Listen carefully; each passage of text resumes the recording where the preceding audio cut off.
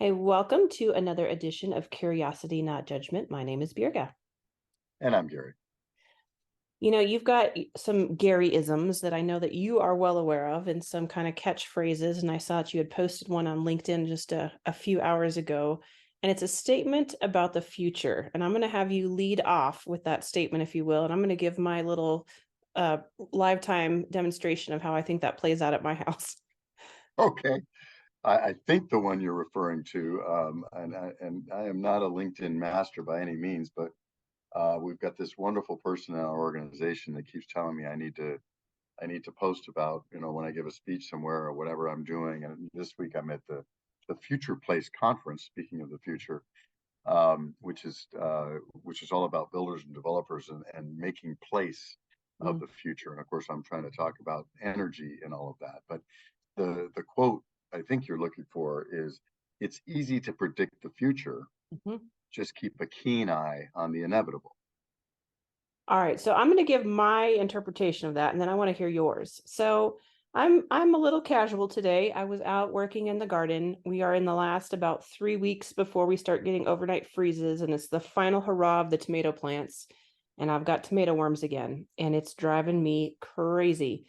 But as I look at, the buds and the different parts of the plant being nipped off, and I can see the evidence of the tomato worm. If I don't deal with that, if I don't keep a keen eye on that, the inevitable is going to happen. They're going to destroy my plant. And so it's up to me to do business with those tomato worms. But talk to me a little bit about what you mean when you say something like that. Well, I think the point is that, and by the way, we live in a very short-term culture.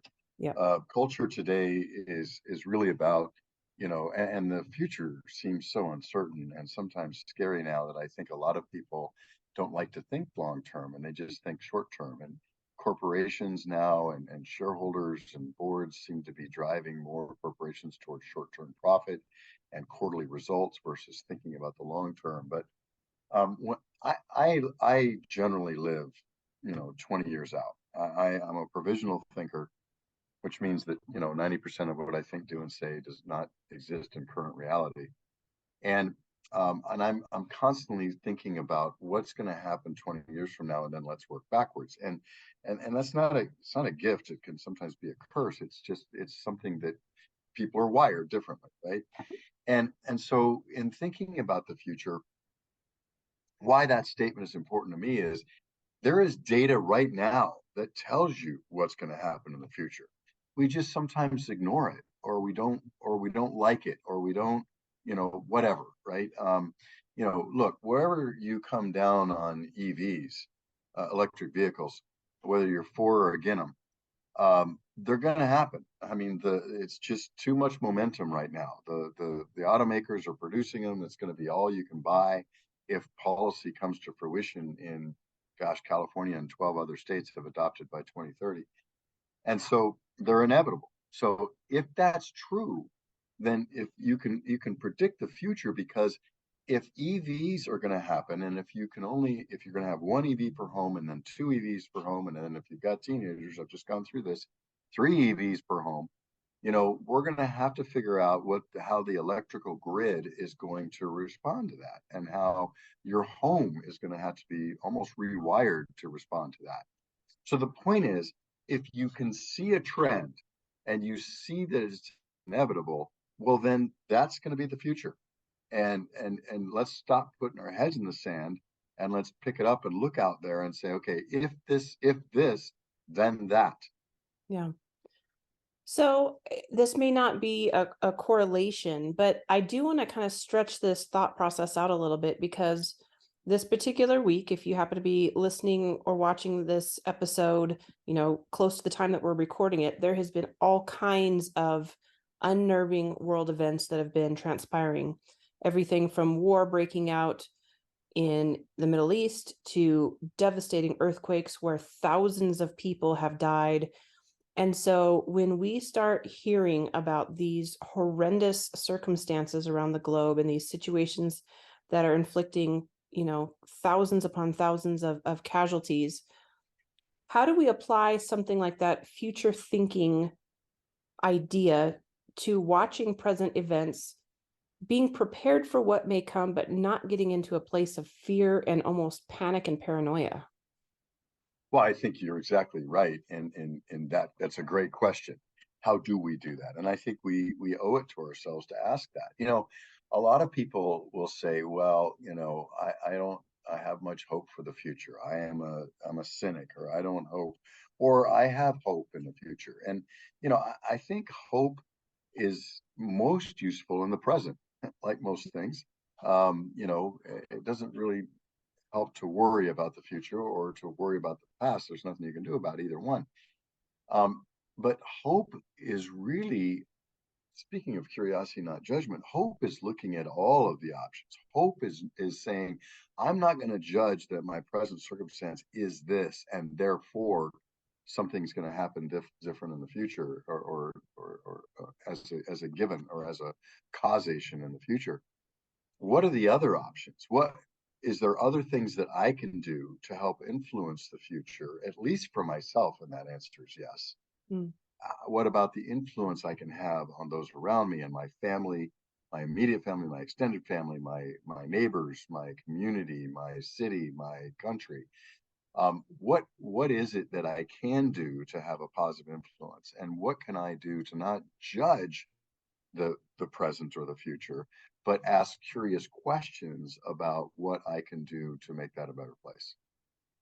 Yeah, I think those are some good thoughts. And I think I would jump in there to say one of the entry point questions for me, and this is going to look different for everybody, but for me is this information that I need to know? And is it information that I need to explore further? And let me explain why that's an entry point for me. There are certain scenarios and certain things that are happening out there in the world that I know I can do nothing about. And I'm not trying to paint this Pollyanna picture of the world and, ignorance is bliss. That's not where I'm going. But I think back to a statement that I had heard a number of years ago that just has forever rattled around in my brain, in that we were not designed to absorb news from all over the world. If you go back 100, 200, 1,000 years ago, you only knew the news of your region, right? That's right. People within a day's journey would come to you with reports of what's happening locally. If it was something that was happening farther away, you had to wait for however long it took for someone to physically travel to your spot. If there was war happening across the continent, you wouldn't know about it for a very long time. And so again, I want to be careful with what I say, and to not paint with too broad of a brush, but there are situations where I have to start asking myself, when I start kind of finding that fear of the future, is this something that I need to explore? And if the answer is no, then it's kind of one of those little flow charts, right? You can maybe stop the fear in the moment, the fear of the future. If the answer is yes, then you start to ask the next set of curious questions, right? Okay, how deeply am I going to investigate this? And when I find some actionable information, what can I do to be part of the solution, right? To this chain of events of questions towards one of these major world events. Yeah, and I think that and one of the steps to that, because I know sometimes we, on this podcast, we talk about things and people are listening and maybe saying, well, that's easier for you. You're a positive person or something. Look, I admit I'm a half, glass half full person. And even then I've got questions about, hey, what's cool in the glass, right? Right. Let's talk about what's in the glass. And I get that, but I do think that we owe it to ourselves. One of our friends the other day in a conversation that you and I were in, Birga, said, we need to talk to ourselves more versus listen to ourselves so much. And what that was meaning, at least the way I took it, is we can control our thoughts. We can, if we're thinking doom and gloom, if we're thinking, oh my goodness, there's no hope here, there's no options, this is going to go badly. We can talk ourselves into asking questions.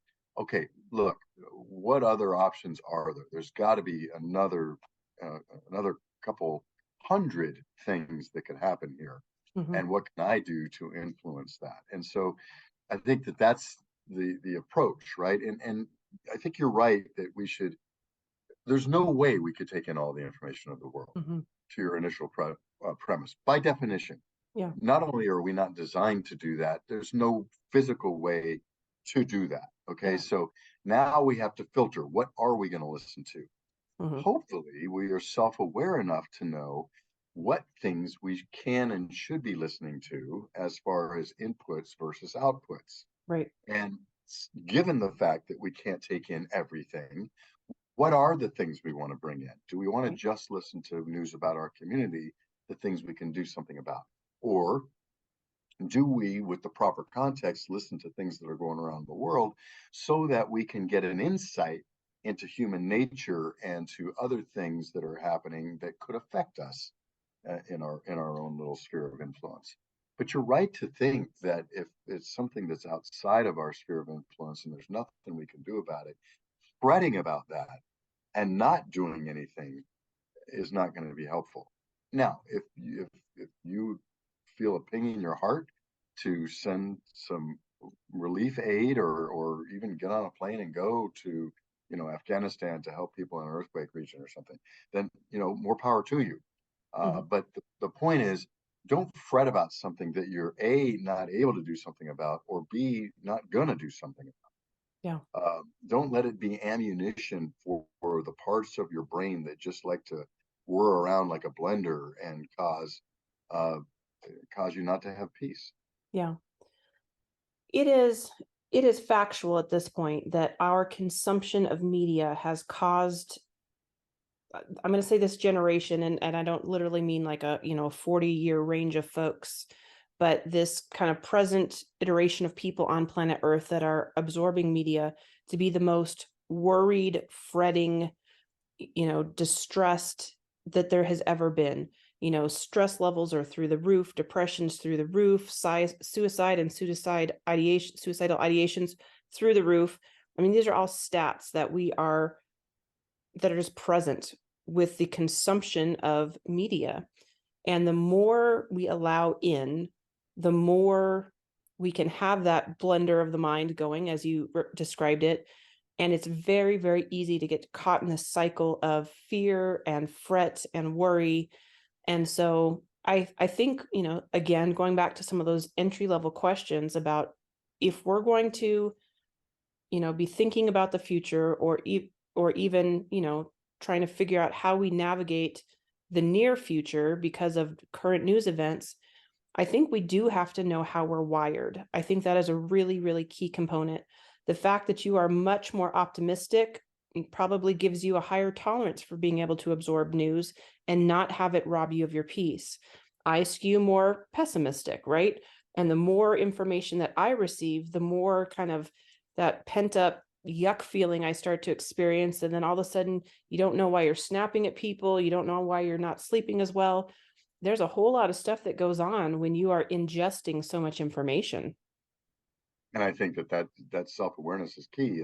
And if you are someone who has a tolerance, a limit to how much negative information you can take in before it affects you and those around you, you need to be very, very real with yourself on that Mhm. and limit the input. And I think there's no question about that.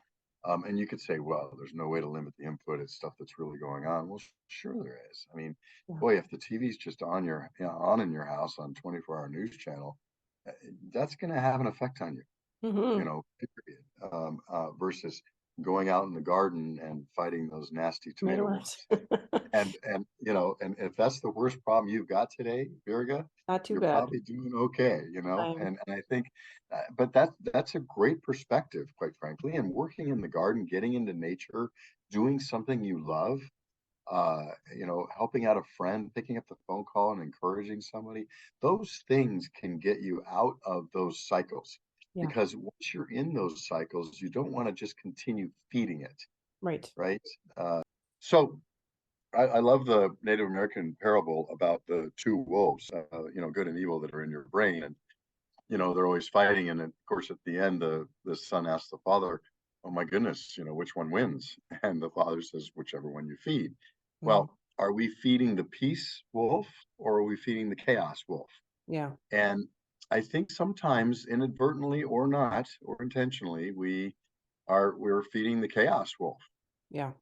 And sometimes, whether it's to avoid our own issues or whether it's to avoid thinking about things that we should be thinking about, we think about other people's problems Hmm. and or the world's problems. And I think that, again, you hit it on the head. I think the self-awareness piece of that is, where how do I adjust my sails, so to speak, as we sail through life Hmm.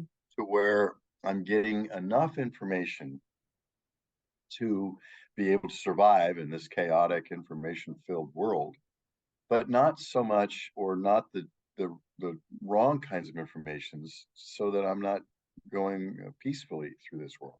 Right. And I think that's a dance in and of itself, right? And I keep thinking about certain milestones that we've had in our past because we learn from our past so that we don't repeat, bad choices in the future.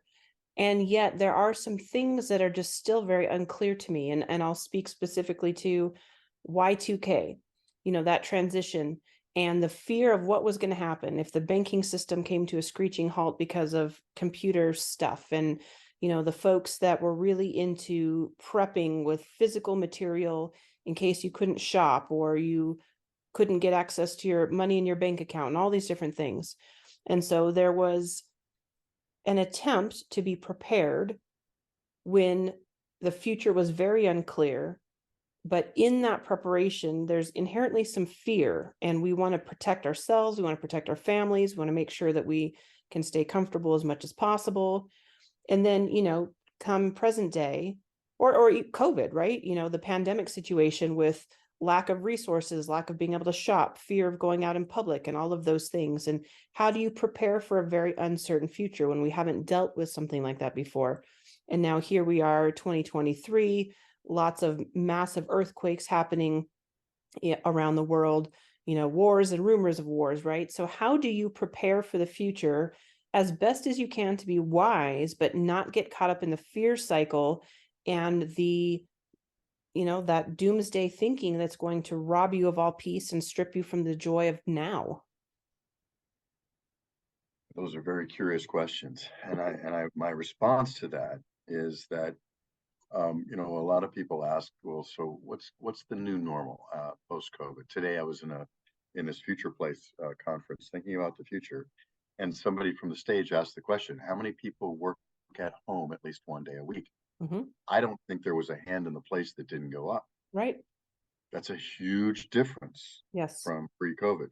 One that I think some people may have predicted, I think very few, but certainly is our reality now. And I think the main thing why you see stress levels, in the data seems to indicate that stress levels are higher, and people are less at peace.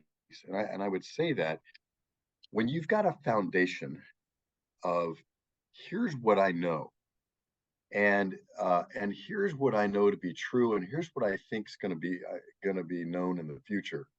That gives it gives me a sense of peace, a sense of knowing, a sense of control, a sense of, okay, the more is I have as a foundation, the more variation and weird things that can happen to me because I've got that base Hmm. to fall back to psychologically. Yeah. As that base appears to be eroding for many, many people, Mm. I think we all need to be a base for each other. I think we all need to concentrate really hard, my humble opinion only, on encouraging each other, on letting people know that I'm going to be there for you no matter what. Mm. Uh, we as a family are going to be there for each other no matter what. We as a tribe are going to be there for each other no matter what. We as a workplace, a community are going to be there. Yeah. Give each other as much as possible an encouraging stabilization psychologically. Yeah. Now, it'd be great to do that physically, mentally, emotionally, and spiritually, and make sure that it's all taken care of. But I think the thing that we can do for each other, even strangers, is to create a foundation positiveness, of inquiry versus judgment, of Hmm. curiosity, of you know uh, being nice when nice is not expected or even necessary, right? Yeah. I think that that's what we can do as individuals to have that influence of stability, because the more crazy people get, or excuse me, the more crazy the world gets around us, Yeah. the more people who are not affected by that gives us gives me hope. I don't have to be affected about it either. Yeah. Well, so I like that notion of, really being intentional about creating that groundswell of support around you and whatever that community looks like, whether it's your geographic neighborhood, your workplace, your family structure, but to be intentional, to make the statements, hey, if you need something, I'm here for you. And not just saying it as a platitude. Don't say it if it's not genuine, right? Let that be a truthful statement as we speak it to one another. But I think that does do a lot in kind of assuaging fears, and maybe even helps a little bit in that question of how do I prepare for the scariness of the future. If you know somebody's there for you, with a cup of water, a cup of sugar, a meal, a hug, a kind word, whatever the need is in the moment, it really does help to kind of shake out of that mindset of, oh my gosh, I've got to do all of these things for myself to keep my future secure. And having a vision. I mean, I was just going through one of those processes where you think about the end of your life and what do you want to have happen. And I said, I start out with, my loved ones are around me. I've been able to say goodbye properly and encourage them to move forward in life. Well, okay, if that's my vision, Hmm. well, then I better be nice to the people around me, Yeah. right? Because if that's what I want, well, my point, then that seems like a silly example, maybe, but my point is, if you can create a vision in the future of how you'd like things to be, well, then you naturally need to kind of then step back and say, what should I be doing now to at least have some influence towards that vision of the future? Mm. Because those are things that I have control over. I Yeah. can do something about that right now. Well, so maybe this kind of goes back to the beginning of our conversation about, if you feel so led to jump in with physical, monetary, in-person support to help offset some of the chaos in the world, if your end goal is, I want to see stabilization in this region, and then you start to do the backwards process, what are your steps moving forward? And if it's something not as philanthropic or altruistic, as some of those big visions, and it's simpler, though just as meaningful as, I want my family around me, and I want to make sure that I leave this earth with healthy, whole relationships as much as it is up to me, and then starting to work backwards from there to do what we can in the moment to prepare towards that end, right? That's right. And so if I've got an estranged relationship or a strained relationship with a brother-in-law or a cousin or God forbid, an immediate family member, I should work towards something like that. And it may seem like an intractable problem, and I don't want to belittle any of these things, because to get to that place took some real issues, right? Sure. And I don't want to belittle those issues. But, you know, if you have a vision of every single one of your family members being around you on your deathbed and you loving on them and then loving on you, well, that's going to affect what you do now, right? And Yeah. again, that's just one example. If you have, a vision towards a home that's in a different city than you're currently living in 10 years, well, then you need to start working towards that to figure out how to get to that place. Very few of us can just wake up tomorrow and say, I'm going to move to Shawnee, Oklahoma, and just do it the next Yeah. day, right?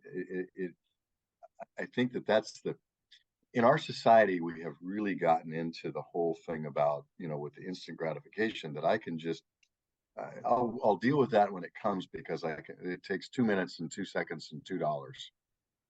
And it's just going to be easy to do. Well, those of us who were related, had had relationships with a farm in our youth know that you can't wait till August to plant if you want to harvest in September, right? It takes some preparation. It takes some vision. Okay, I want this many acres of corn, this many acres of beans. We used to do this naturally, Mm, is my point, yeah. and we needed to do it to survive. Yeah. And I think the more we have distanced ourselves from that, the less we have the requirement to vision what we want in a few years, or a few months, or a few days even. Hmm.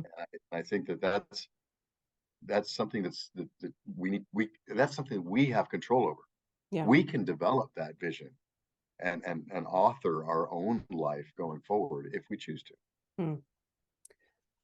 Well, this is a complex topic to be sure, and whether it is the future that you plan for or a future that happens outside of your control, how do we deal with it, it today and moving forward? I think these are all very curious topics and something that we can all be thinking about, and really being mindful of how do we keep our peace on between now and then. So, as always, Gary, you've given me a lot to ponder, and maybe you've got some more fuel for your next presentation.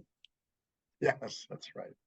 That's right. Well, listen, I hope that it's been useful for those listening, and that they can, take a few minutes and reflect and think about some of the visions that they have for certain aspects of their life over the next weeks, months, years, Yeah. and kind of work on the things that you can control.